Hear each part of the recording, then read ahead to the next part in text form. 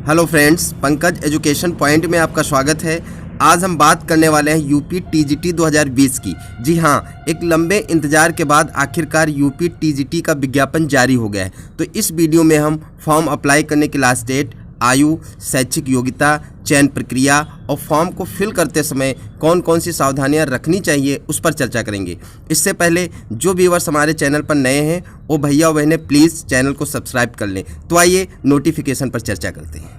ये उत्तर प्रदेश माध्यमिक शिक्षा सेवा चयन बोर्ड प्रयागराज के द्वारा विज्ञापन जारी हो चुका है। इसमें ऑनलाइन आवेदन पंजीकरण प्रारंभ की जो तिथि है 29 अक्टूबर से स्टार्ट हो चुकी है। मतलब 29 अक्टूबर से इसके रजिस्ट्रेशन शुरू हो गए हैं और रजिस्ट्रेशन की जो लास्ट डेट है वो 27 नवंबर रखी गई है। मतलब आप 27 नवंबर तक रजिस्ट्रेशन कर सकते हैं।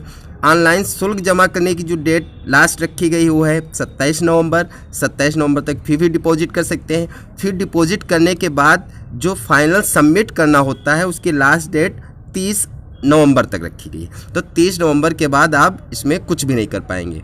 तो सभी साथी इसी के बीच में अपना रजिस्ट्रेशन और फॉर्म सबमिट कर दें। अब इसमें यह है उत्तर प्रदेश माध्यमिक शिक्षा सेवा चयन बोर्ड प्रयागराज द्वारा विज्ञापन संख्या 1/2020 के माध्यम से अशासकीय माध्यमिक विद्यालय में टीएसटी के टोटल 12,913 पदों के लिए विज्ञापन ये जारी किया गया है। अब इसमें जो निर्देश दिए गए हैं तो अभ्यर्थी को क्या करना होगा कि जो चयन बोर्ड की वेबसाइट है www.upsessb.org इस पर जाना होगा और वहां पर ऑनलाइन आवेदन करना होगा। विज्ञापित पदों की संख्या घट बढ़ सकती है। मतलब पदों की संख्या जो दी गई है वो घट भी बढ़ सकती है और बढ़ भी सकती है, लेकिन अक्सर ऐसा होता नहीं। जो निश्चित कर दी जाती है लगभग वही होता है। अब यहाँ पर क्या है, यहाँ पर ध्यान से समझेंगे। प्रशिक्षित स्नातक शिक्षक संवर्ग के प्रत्येक विषय के सापेक्ष एक ही आवेदन स्वीकार किया जाएगा। मतलब ये है कि एक विषय में आप एक ही आवेदन कर सकते हैं। अगर आप हिंदी में भी अप्लाई करना चाहते हैं और संस्कृत में भी अप्लाई करना चाहते हैं तो हो जाएगा। हिंदी में भी आप कर सकते हैं, संस्कृत में भी कर सकते हैं, लेकिन आप हिंदी में 2 बार अप्लाई नहीं कर सकते हैं। ये नीचे दिया है, यद्यपि एक से अधिक विषय में पृथक पृथक आवेदन कर सकते हैं। कुछ ऐसे कैंडिडेट होते हैं कि उनके पास 2 सब्जेक्ट होते हैं, जैसे वो हिंदी है, उनके पास संस्कृत है, तो हिंदी में भी कर सकते हैं और संस्कृत में भी कर सकते हैं। ऐसा हो सकता है, 2 विषय में वो कर सकते हैं। और ये सब इसमें दिया गया है। महत्वपूर्ण पॉइंट यहाँ पर ये बनता है, ये वाला इसमें दिया गया है अधिसूचना संख्या, ये जो भी दिया है 18 फरवरी 2019 द्वारा संशोधित उत्तर प्रदेश माध्यमिक शिक्षा सेवा चयन बोर्ड नियमावली 1998 में विहित प्रक्रिया अनुसार प्रशिक्षित स्नातक शिक्षक पद पर चयन मात्र लिखित परीक्षा के आधार पर होगा। ये बहुत इंपॉर्टेंट है। मतलब पहले क्या होता था कि इसमें इंटरव्यू भी होता था, इस बार से इंटरव्यू समाप्त कर दिया गया है। अब जो मेरिट बनेगी वो सिर्फ और सिर्फ लिखित परीक्षा के आधार पर बनेगी। और ये सब इसके दिए हुए हैं, तो ये स्क्रीनशॉट लेकर के देख सकते हैं। इस बार इसमें एक चीज़ और शामिल की जा रही है, EWS इस पर 10% आरक्षण दिया जा रहा है। इसमें भी ये चीज़ शामिल की जा रही है। और ये एक चीज़ और इसमें तदर्थ शिक्षकों के लिए जो बात की गई है, तदर्थ शिक्षकों को भी इसमें शामिल किया जा रहा है। तो यहाँ पर उनके लिए कुछ अलग सा दिया गया, वो भी नीचे हम बता रहे हैं। फिलहाल यहाँ पर ये दिया गया है कि तदर्थ शिक्षक के रूप में की गई सेवा अवधि की गणना राजकीय कोषागार ट्रेजरी द्वारा वेतन भुगतान होने की दिनांक से लेकर के 1 जुलाई 2020 तक के मध्य की जाएगी। मतलब कोई तदर्थ शिक्षक है तो जब से उसको वेतन मिलना शुरू हुआ है उस तारीख से लेकर के 1 जुलाई 2020 के बीच के उसका जो एक्सपीरियंस है वो रिकॉर्ड होगा और देखा जाएगा। और ये बहुविकल्पीय परीक्षा होगी, इसमें कोई भी निगेटिव मार्किंग नहीं रहेगी। लिखित परीक्षा में ऋणात्मक अंकन नहीं है, इसमें ऐसा कुछ भी नहीं है। आगे देखते हैं, ये आवेदन संबंधी कुछ अनुदेश हैं, इसका आप स्क्रीनशॉट ले लें और वहाँ से इसको डिटेल से पढ़ सकते हैं। 3 स्टेजेस हैं अप्लाई करने के। पहले रजिस्ट्रेशन होगा, रजिस्ट्रेशन के पास बाद फीस का भुगतान होगा, उसके बाद फाइनल सबमिशन होगा। तो इसको देख करके स्क्रीनशॉट ले लें और देख लें। फिर आगे देखते हैं क्या है, फ़ी का रिकॉर्ड क्या है।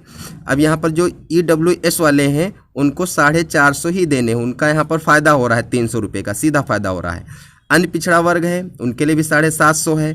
अनुसूचित जाति के जो लोग हैं उनके लिए 450 है। अनुसूचित जनजाति के लिए 250 है।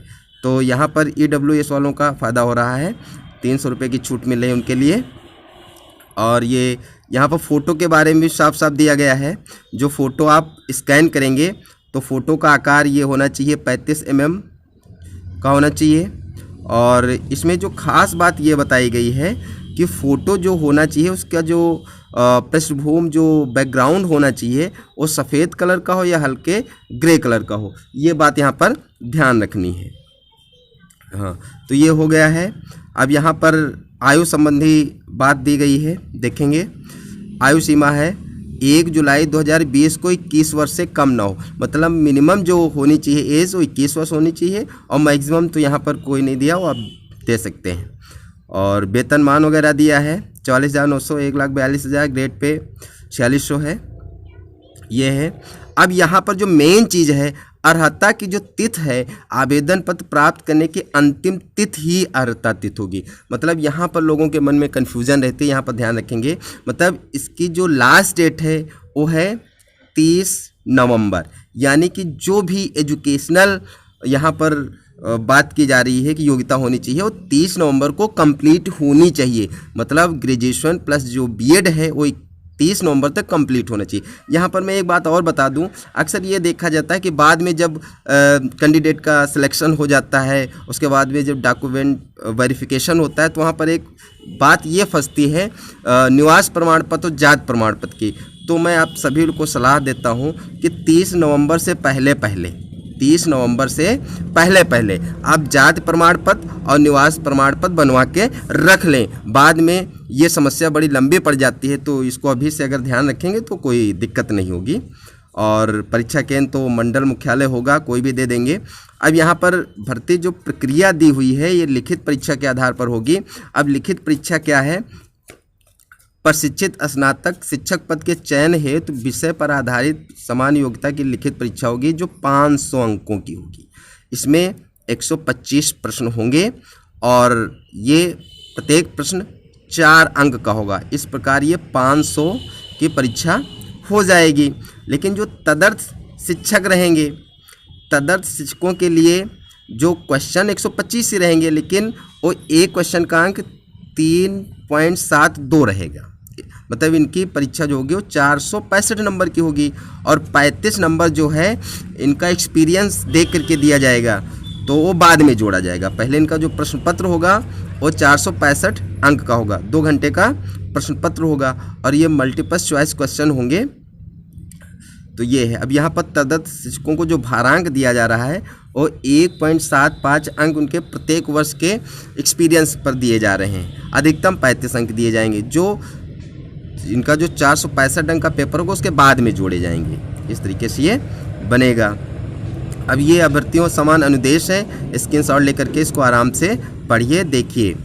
और परीक्षा की जो तिथि है वो बाद में सूचित की जाएगी, लेकिन ये मान के चलिए कि 6 महीने से पहले तो नहीं होगी। ये लगभग 6 माह के बाद ही ये परीक्षा होनी है, लगभग अप्रैल या मई के आसपास होगी। उस हिसाब से अपनी तैयारी मेंटेन रखिए। और ये जो अनुदेश हैं इनका स्क्रीनशॉट लेकर के देखिए आराम से।